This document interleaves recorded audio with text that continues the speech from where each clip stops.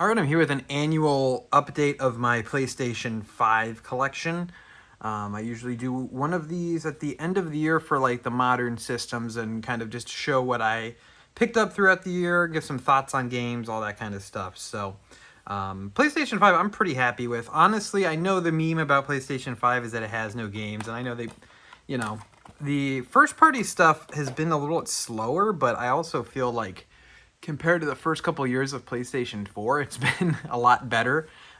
You are getting more Spider-Man 2 and Astrobot and less Knack and Drive Club. So, I mean, for me, that's a win. But I get, there's still no big Naughty Dog game. They keep remastering games that don't really need to be remastered and remaking stuff. And Horizon is kind of taking over everything. So, it's not all perfect by any means, but I'm still pretty happy with the PlayStation 5, and I've spent most of my gaming time this year on the PlayStation 5 as the Switch is starting to kind of tail off. And I have no loss of anything to play on here. Tons of great stuff on PlayStation 5, and then backwards compatibility with PlayStation 4. I mean, it's insane. So we'll jump into my collection now. We got first off Alan Wake Remastered. So I'm a big Remedy fan, but I'm actually not a huge fan of the original Alan Wake. I think I just don't really like the gameplay. Everything else about it's pretty cool, but I think the gameplay is just not great.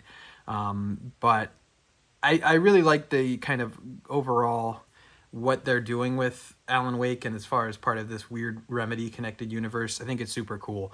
I've become a really huge Remedy fan, so looking forward to where they go with that, Control 2 and everything. Of course, I also have Alan Wake 2, which Alan Wake 2 I would say is probably my favorite game of the PlayStation 5 generation, not counting the Switch, because I don't really see that it's like the same generation. But Alan Wake 2 is excellent. It is phenomenal. And we finally got a physical release of it because it was, when it launched last year, digital only. So I picked up the physical because I just want to have it in the collection. I know it has the DLCs on the disc and everything, so I think that's super cool as well. I'm looking forward to playing those probably once I'm finished with the game I'm currently playing, but I'm a huge fan of Alan Wake 2. It is just such a cool, unique experience, such a game that just plays so well and just looks so good, and is so interesting narratively and just interesting in like all of its environments. I really liked it a ton, so a huge fan of Alan Wake 2. Moving on here, Alone in the Dark. So this was like kind of the, not remake, but I think it was kind of a reboot of the series. It might have been tried to be a little bit of a remake of the original game, but it's okay. Developed by Pieces Interactive, which this game didn't sell well enough, so Embracer Group just shut those guys down. Those guys are no more. THQ Nordic published. This game is fine. It's a good 6 out of 10 experience where it's like, yeah, that's pretty good. The combat's pretty rough. And it's funny, they have like real actors, like, I don't want to say real actors, but like, well-known actors in the main roles, which is probably where they blew way too much budget considering what we got from that. And those character models look pretty nice, and then the remainder of the character models in the game don't look so hot. Acting is pretty bad. But the exploration and the design I thought was really good. Visually, the environments look nice, and I really liked there's like an approach to it where it's like, okay, you almost have like a checklist of like the puzzles you have to go do and the things you got to go check out and explore, and you're exploring this mansion. And I liked that aspect of it a lot. I think they could have had something really cool had they done a sequel. They could have really fixed it up and put out something pretty interesting, but that's not likely to happen with the studio shut down. So if you can get this game, if you like survival horror games, I wouldn't say it's particularly scary, but if you like I can't speak. If you like survival horror games, and you can get this for maybe $20 at the most, maybe 30, I'd give it a shot. I'd recommend it. But it's not anything spectacular. It maybe about 6 hours to finish, which nice change of pace, but it's short for sure. Astrobot, another awesome game. I love Astrobot. I love the character Astrobot. I like the game so much. This was such a great, fantastic game. And I really liked Astro's Playroom, the game on the pre-installed on the PlayStation 5. I didn't play Astrobot Rescue Mission because I've never had PSVR. I can't really do VR. So I'm just thrilled with this game. It is just a fantastic platformer. I would dare say it's the best non-Mario 3D platformer of all time. And it's up there with, as far as 3D platformers, I'd say it's like top 5 for me personally. It's really great. It's the music's awesome. They have like this just great level design. I like the aspect of finding the little bots that are like dressed as different old PlayStation characters. I think that's fun. I think they did it in a way where it's like that could be kind of obnoxious. Because when you look at it, the Astrobots are almost like little minions. And if they made a Minions game where I had to like go around and find minions dressed as different like Universal characters, I'd probably want to kill myself. But with Astrobot, I'm like, these guys are cute. I like them. I can find an Astrobot that's dressed like Kratos or something and just have a good time, you know? Great level design and a lot of just awesome attention to detail as far as physics go and just as far as the world goes. Really like this one a lot. I mean, probably pretty easy recommend Astrobot if you have a PlayStation 5, especially. A game that's not... We're going on like polar opposites as far as platformers for PlayStation 5 go.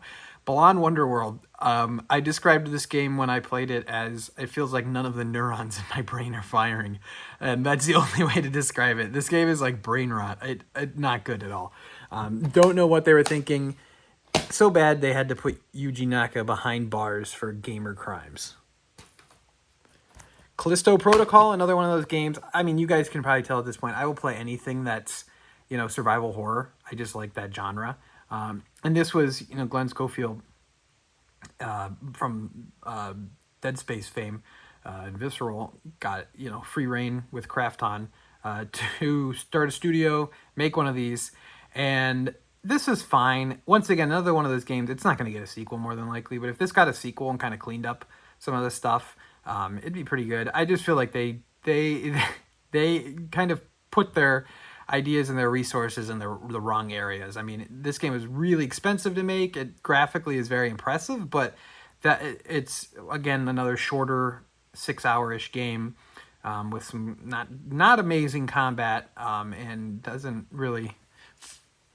One of those games where it's like I just feel like it didn't really go anywhere, and it could have. I think it could have been pretty cool, but just didn't cut it for me. Control Ultimate Edition. This is still sealed. So I played Control. I actually had a digital copy of it from PlayStation Plus, and then I bought this just because I wanted to have the collection. Another Remedy game. Just a super unique, awesome time. I really like Control. I'm super excited for Control 2 whenever that ends up coming out. But just like the weirdest, really fun, you know, physics and just a really fun game to play. And then just the weirdest story. Really cool environment. Really cool, like, concept and area. Great game. There's one I didn't play on PlayStation 4. I'd heard great things about it, but it's one of those games where I just passed me by because I heard the PlayStation 4 version, unless you were playing on Pro, was like pretty rough. But yeah, I played the PS5 version on PlayStation Plus when they gave it away, and figured I wanted to track down a physical copy to have in the collection. Dead Space, the remake. Dead Space remake is awesome. It's if Callisto Protocol would have come out after Dead Space remake, it would have never stood a chance. And it already, I mean, it bombed for all intents and purposes. It sold okay, but not for how expensive it was. But Dead Space remake is really, really good. So before I played the Dead Space remake, I played the original Dead Space. And the Dead Space remake, most remakes, you're like, okay, well, it's still worth going back and checking out the original. Resident Evil 4 or Silent Hill 2, like, it's still worth it. But Dead Space, it's like, this just replaced it. It's just a better version of the original. All the annoying parts that sucked are now changed to something that's cool and fun. So just don't even have to worry about the original. Motive, really, I didn't know Motive would have this in them. I know they're making like an Iron Man game now. I wish they'd just make another Dead Space, but it doesn't look likely. It seems like that they tried to get that done and then EA shut them down. So no, well, not the studio down, but shut the idea down. So that's a shame. It would have been cool to see them continue on with either a new Dead Space or Dead Space 2 remake. But I mean, they had only ever made like the really bad Battlefront 2 single player. They made the Star Wars, I forget, Squadrons game. So they really came out swinging with this one. This is a big step up for them. And if you have a game where you just shoot these little creatures and then you can stomp on them and make their head blow up, that's an instant, like, it gets your game at the very start. You're already at like an 8 out of 10.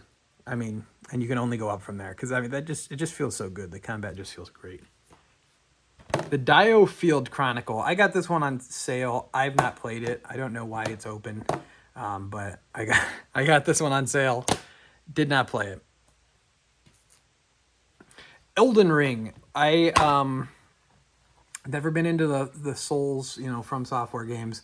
Wanted to give Elden Ring a try. I was like, this is pretty cool. This is pretty fun. And then my gallbladder went gangrenous, and I had to go to the hospital, and I never came back to Elden Ring. So maybe one day. Seems like a big undertaking, but never say never. I mean, obviously I know it's good. I know people like it, but never say never. Foreskin. This is still sealed. Another one. Square Enix, like 2020, end of 2022, 2023. I think it was mostly like 2023. They released just a ton of games, like just shotgun released a ton of games, and then no one bought like any of them. And so then around Black Friday last year, a ton of them just got like discounted. Forspoken was one of those games, like the dialogue looks pretty bad, but I remember when they showed it off, like I was like, oh, this looks pretty fun. Like this would be cool. Luminous, I liked Final Fantasy 15, so Luminous, has some pedigree, I guess, but I never ended up playing it. It just passed me by. I got it for cheap. One day I might give it a go because I still think it looks fun, but Luminous is just folded back into Square Enix, so obviously didn't work out for him. Crisis Core Final Fantasy VII Reunion. A nice little updated version of the PSP game, trying to redid the voice acting, so it's like the modern character for the remake series. Voice actors, and just trying to get you reacquainted with Zack before Final Fantasy VII Rebirth, which I think is cool.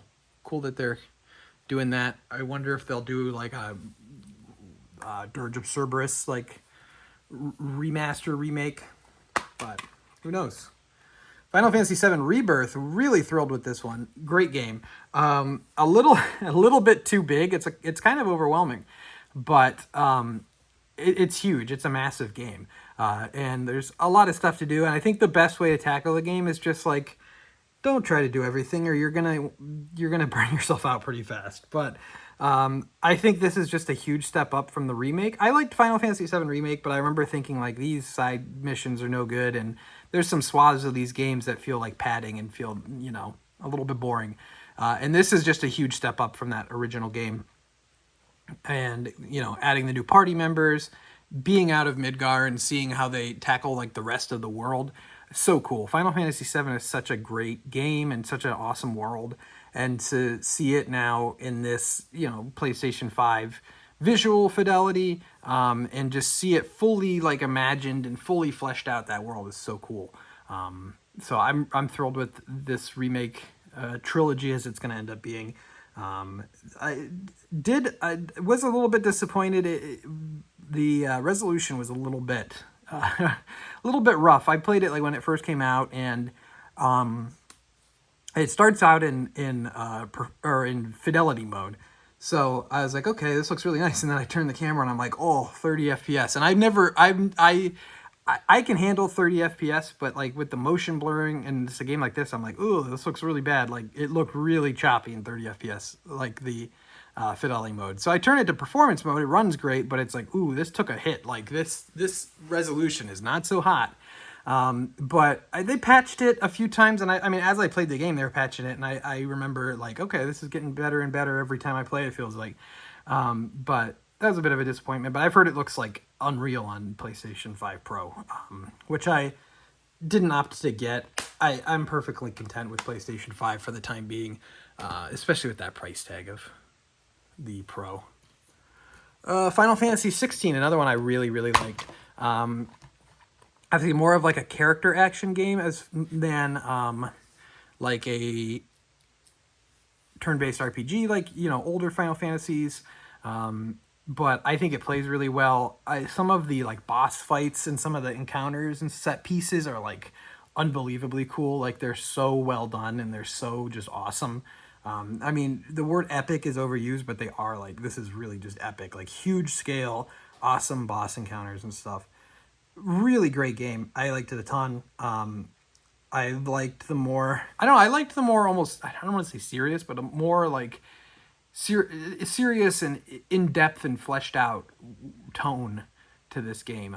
I think it worked a lot better than something like a Final Fantasy 13 or a 15, which I liked 15 at the time. I don't know if I'd like it if I went back, but Final Fantasy 15, it's kind of one of those things where it's like, okay, I wonder what this will be like, as far as like how it would age and looking back at it now. But this is like kind of like one of those timeless, like just awesome stories, really well presented, really well, acted, really well written.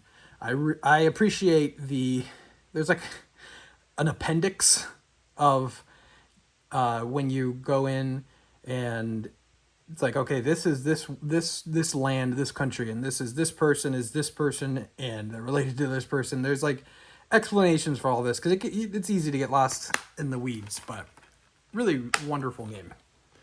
Thrilled with Final Fantasy 16 as well. I feel like Final Fantasy's firing on all cylinders right now. Okay, maybe not. Stranger of Paradise. This is a bizarre game. It's another one of these like kind of Koei Tecmo Souls likes with a ton of loot and everything. It's not bad. I played it co-op with 2 other friends. It has 3-player co-op. It's a fun time co-op if you want to go just kill some stuff and get some loot with some friends. It's very strange. It's like a spin-off of Final Fantasy 1, and there's this guy who likes to listen to like Limp Bizkit and Frank Sinatra. He's like the main character, and it's very unusual, but it's another one. If you can get it cheap and play it co-op, I couldn't imagine playing it by myself. I'd probably be bored out of my mind. But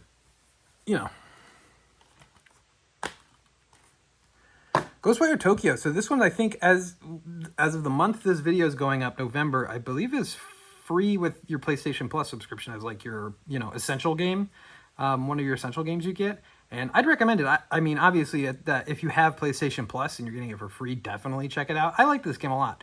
I never finished it. It's one I want to go back and actually play all the way through. But I just thought it was a fun way to like explore, Tokyo.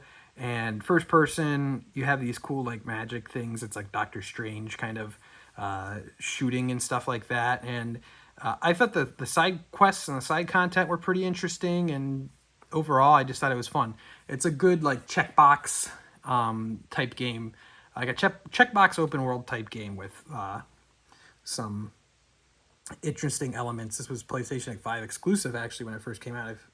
And Tango Gameworks, who died and then came back to life, developed it. But yeah, I liked Ghostwire Tokyo quite a bit. A pretty cool game. Trying to get this stack looking nice and good. Okay, next up, God of War Ragnarok. I liked God of War Ragnarok a ton. So when I say this, I don't mean people get mad when I say this. I've never really cared about the original God of War games. I've just never played them. Like they never really interested me. I'm not saying they're bad, but people get like mad when I say that. But these new God of Wars, I was like, these look cool. These look a little bit more up my alley of what I'd want. And I played them, and I think they're both just fantastic. And especially Ragnarok, I was like, man, this is just really cool. It's almost in a way like Final Fantasy, where you're like building up a party of these characters, and their take on like the Norse mythology is interesting and everything like that. It's of course super satisfying to play. I like these a lot. I think it'd be cool though. Maybe we give God of War a rest, see what Santa Monica Studio can do otherwise, but I don't really need to see God of War's son. I feel like those were like the kind of the least interesting parts of the games when you played it as his son. I don't really need to see Kratos' son again. I don't need to have a game where it's just him. We can maybe not do that. Gotham Knights. I didn't finish this one. It was okay. It's locked at 30 frames per second, but not horrible. I think it's bogged down a little bit by just trying to be a kind of multiplayer game. But I played a single player, and it was kind of like, it's if you need a quick like new Arkham fix, it's almost there. Not quite there though, because the combat's not very good. But it's all right. I don't, care as much about Gotham or like the Gotham, like Batman's side characters. Like I don't care about Nightwing and Red Hood and whoever the heck else. Just give me Batman. Give me Mr. Freeze. Lego Star Wars: The Skywalker Saga. This is one I kind of feel like less is more with the Lego games, and they took forever to develop this one and everything. And I know COVID got in the way too, but it almost feels like too big. Like it has all 9 movies, which is cool, but it's a lengthy thing. I didn't get through all the movies. I got through like episode 8, and then I was like, I don't need to relive episode 9 again. And it's fun, but it's a little bit more dull. Like I kind of preferred the old style of Lego game, which I'm sure the people at Traveler's Tales do not want to hear, but I kind of just prefer that older style of Lego game. But this is still fun. Still worth a go. I always say like the Lego games are great co-op games for someone who you're just teaching to play games, like a partner or something someone who doesn't play games, or if you have kids, they're a great way of teaching someone how to play games because they're still fun and enjoyable to play, but they're pretty simple to pick up and understand. So Life is Strange: True Colors. Another one I didn't finish. It just didn't grab me enough to see it through to the end. I'd like to play the new one, Double Exposure. I'd like to play that one because it's a continuation of the first one, and the first one's the only one I really kind of stuck with. So some point. So this is Like a Dragon, The Man Who Erased His Name. This is a Japanese version. This did not get a physical release in the United States. I imported the Japanese version, and when you put the disc into your PlayStation 5, it plays just like the PlayStation 5 US version. So, US trophy list, US everything. It's like you bought it, it's like you downloaded the US version of the game. So, would recommend that if you're looking for this game and want to have a physical copy. I got it off of PlayAsia. But I liked this one. This was a pretty in-depth game for something they kind of pitched as a side game, like an in-between Yakuza 7 and Yakuza 8 game. This is a pretty in-depth title, and I liked it a lot. I think as far as story goes, pretty good. As far as the side content, pretty good. I liked it a lot. Good time. Came out kind of at a weird time because this came out November of 2023, and then the next game here, Infinite Wealth, came out January 2024. So Infinite Wealth came out January 2024, and then a week later, at the beginning of February, Persona 3 Reload came out. So I prioritized Persona 3 Reload as far as huge games go. I came back to Infinite Wealth and played it in the summer, which is kind of like a perfect summer game because it's in Hawaii and everything is sunny and beach. And Infinite Wealth, I think, is a bit of a step down story-wise from Like a Dragon, but I gotta say, this game I had an absolute blast with. Got the Platinum Trophy, 110 hours or something like that to get the Platinum Trophy. So, I think my favorite side content in the entire series, there is a Pokemon League like rip-off thing where you fight with a bunch of weird freaks that you just find on the street and then you make them your Pokemon. There is a Animal Crossing clone that's surprisingly fun and in-depth. There's like a full side story of the Animal Crossing that's like, I think it took me to like max out everything and do everything in that side story, like 15 hours, something like that. It's a huge game. The new Hawaii map is fantastic. Had a ton of fun with Infinite Wealth, so this is the series that just keeps giving. So looking forward to the Pirate Hawaii game.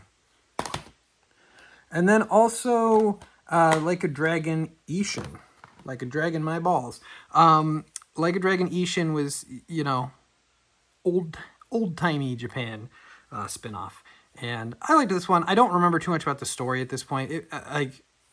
But it was fun. I liked the different, change of setting, change of time period. Pretty cool.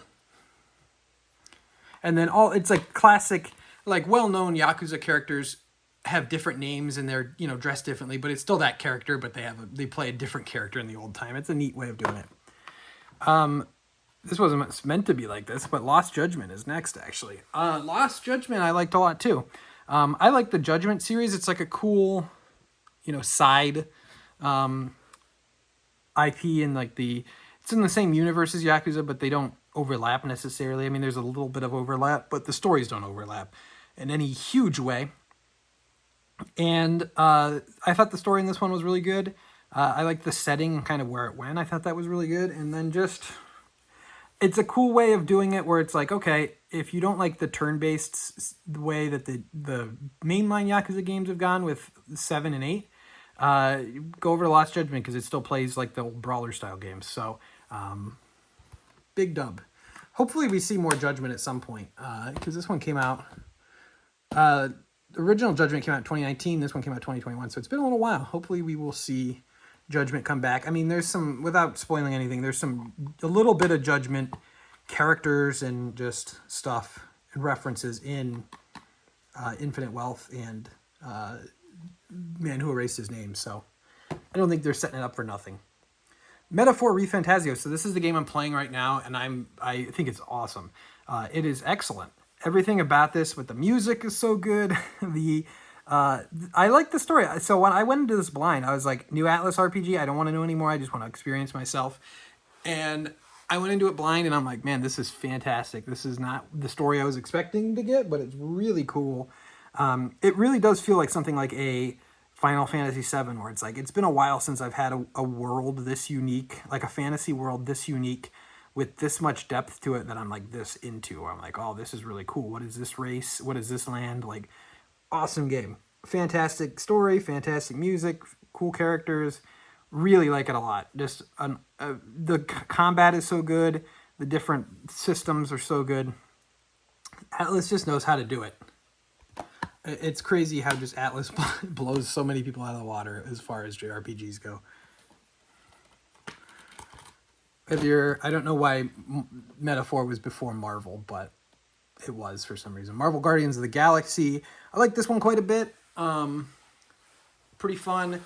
Surprisingly good story for what it was. And really cool just environments and areas. It's a little weird because unlike something like Spider-Man where there's been a bunch of iterations, there's only been one, you know, real main iteration of Guardians of the Galaxy, and it's from the movies.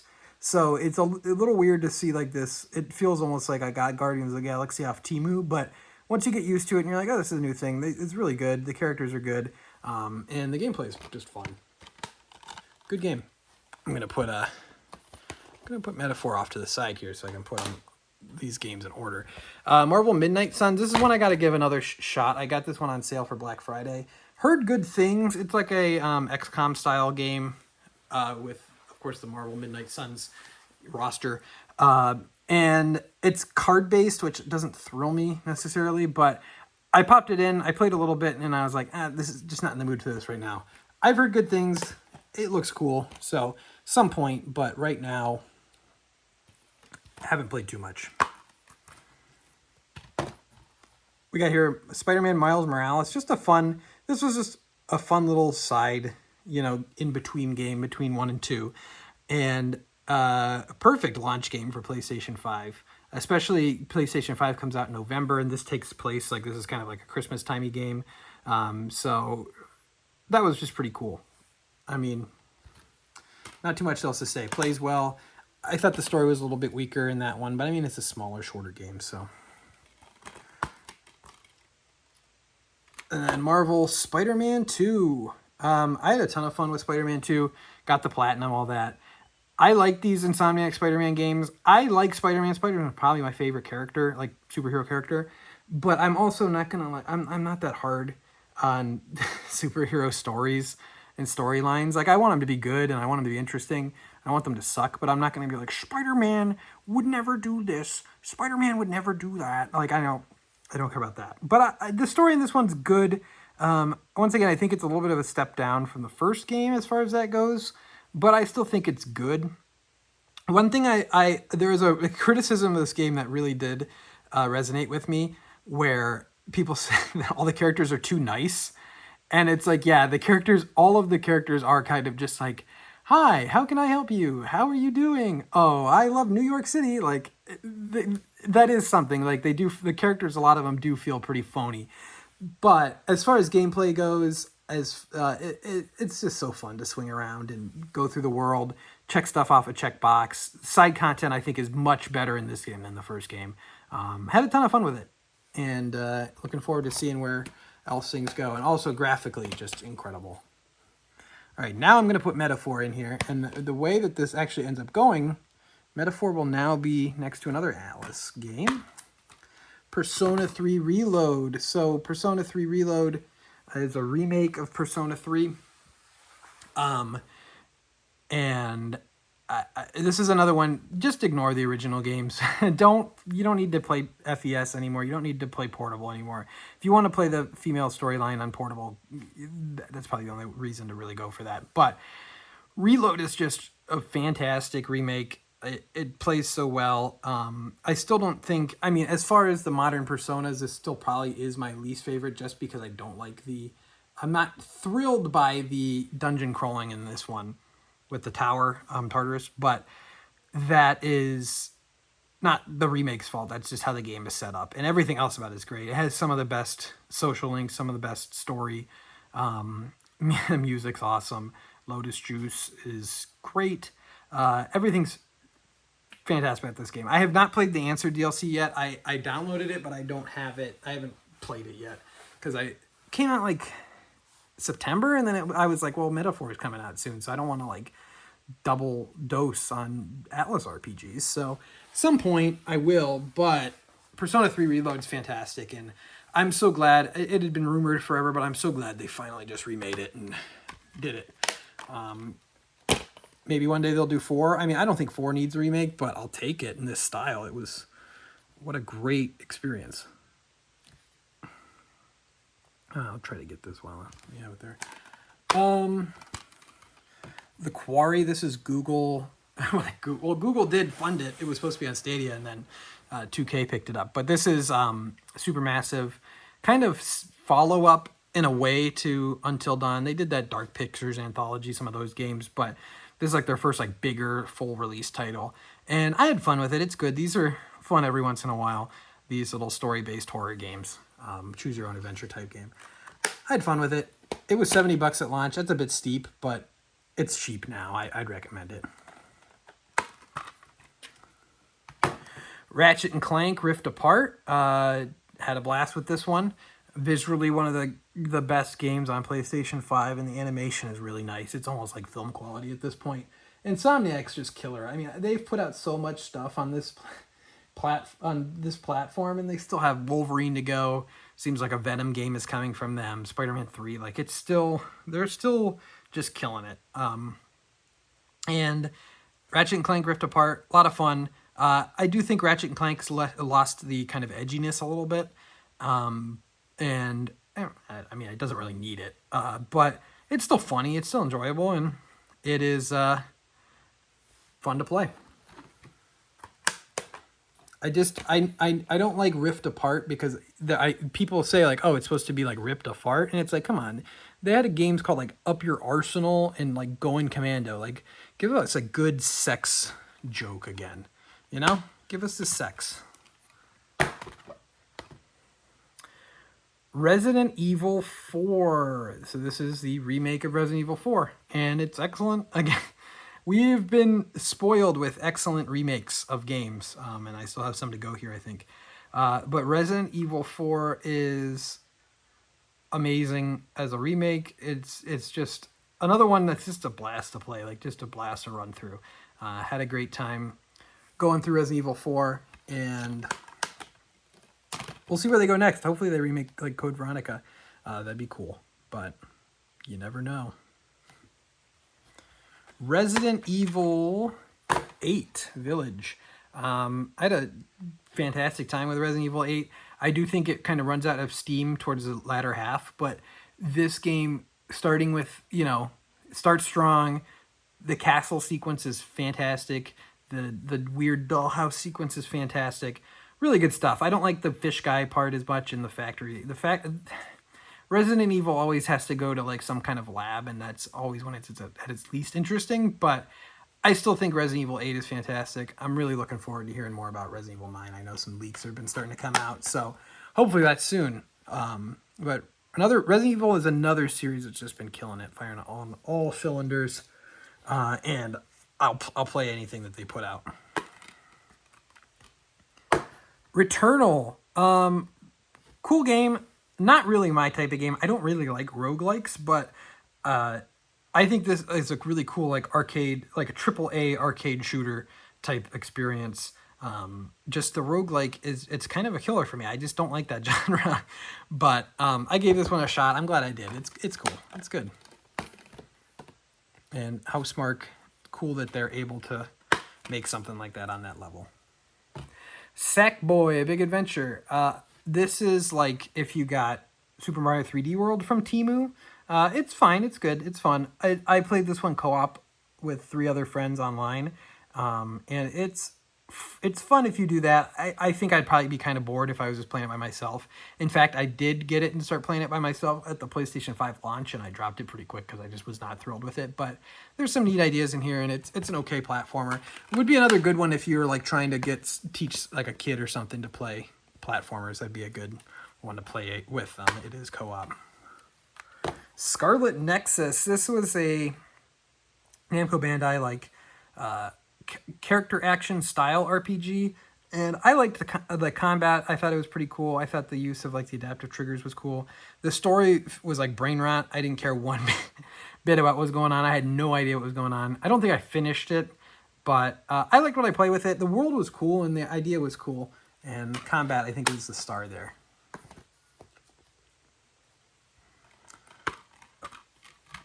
Shadows of the Darned, Heka remastered. I don't want to get demonetized. This is a remake of the Suda51 Grasshopper manufactured game from 2011, I believe, that EA published of all companies. And, you know, Grasshopper bought by NetEase now, which is, and got a remake of this out with physical gone through limited run, which is, but only $25 for the remaster, and the physical was only $25 for limited run. So that's cool. I've yet to play this one. It just came recently. It was supposed to come like way earlier, but I've never had a limited run games package that came on time. Like it's always like, oh, this got delayed. We couldn't make enough of these in time. This game, we're gonna have to push it 6 months for whatever stupid reason. I really don't like limited run games, but shh. I'm looking forward to trying this one out. I'm looking forward to playing this one. I've never played. I have the original. I got it not too long ago, and like with some trade credit, but I had never played it because I bought it and then they announced the remaster. And I'm like, well, I'd probably just rather play it on PlayStation 5 than on PlayStation 3. Another killer game, Silent Hill 2. This is an excellent remake, and I was, a little bit sus of Bloober Team, just because their prior work didn't inspire a lot of confidence in remaking one of my favorite games of all time. But I'm happy to say that they knocked it out of the park. They did an excellent job, and I finished it now. I talked about it in one of my What I've Been Playing videos, but I hadn't finished it yet. But I finished it now. They nailed it. They stuck the landing, and combat is good. I know that was a concern. Combat's good. Exploration and, environment design is top notch, like some of the best I've ever seen. The new performances and just kind of the more expanded writing is very good. And some of the interpretations of some of the boss battles and just some of the environments and set pieces is really, really good. Like they nailed it. They did it. I'm a Bloober Team believer now. I will definitely have their new original games on my radar just to see how things go. Sonic Frontiers. I did a live stream of this when it came out, which I don't do live streams super often. I didn't play too much after I did that live stream, so I maybe played like 4 hours of this one. It's a neat idea. I kind of just prefer Sonic. I like that they changed some things and tried a new direction, and the game sold well, and it's not bad. I would prefer, something. I want to play the Sonic and Shadow Generations game just because I like Sonic Generations a lot. Like, I like that style of Sonic game if it's going to be in 3D more than anything else. But I mean, I'm glad they changed it up, and it seems like people like it. Soul Hackers 2. This one didn't capture me. I never played the first Soul Hackers, but I tried this one out. It just didn't capture me. And the big thing that was like a deal breaker for me is the camera is way too close to the character. So I couldn't get too far into this one. But I don't really know what the consensus. I don't hear too many people talk about that one. Kind of forgot about it. Star Ocean, The Divine Force, another one of the Square Enix games I got for cheap. It's still sealed.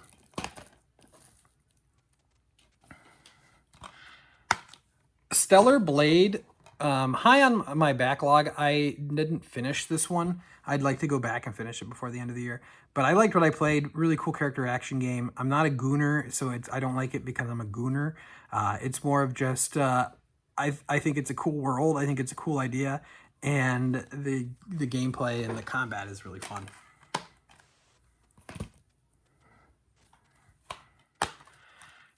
Tales of Arise. I like the Tales games good enough. I couldn't get into this one for some reason. I'll have to give it another go because I know people really like this one, but couldn't get into it for some reason. I don't know why. Valkyrie Elysium, another one that was cheap from Square Enix. Sealed. I've heard this one's not bad. I forget who developed this. Soleil, I think? I don't know.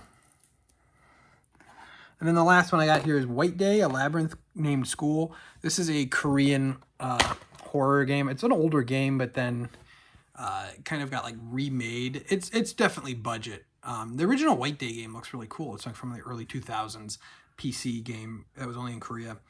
And this is kind of a budgety remake, but I've heard good things about the remake. I started it up and I was like, I'm not in the right headspace for this. Some other time, but this is one I'd like to check out because I've heard good things. I believe there's a sequel out now. So that is the PlayStation 5 collection. So overall, I mean, no games? I don't know. But if you're going to try to comment fanboy stuff, save it for someone who cares. I don't care about that. PlayStation, I have an Xbox Series X, but PlayStation 5 is just where I like to play mostly because of trophies, if I have an option to play on either or. But I mean, I'm at no loss for games to play at any point. And I got so many more that I think are interesting or look cool.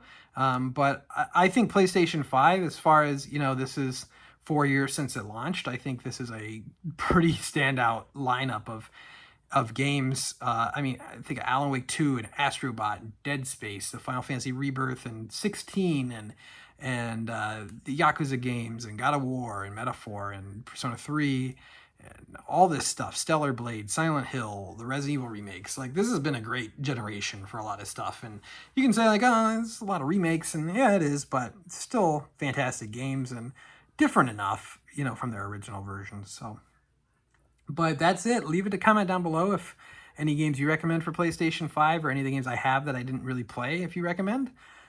Subscribe if you're not already subscribed. Follow me over on Blue Sky. My username is Objo Gaming over there. Subscribe if you're not already subscribed. And until next time, I'd like to thank you for watching.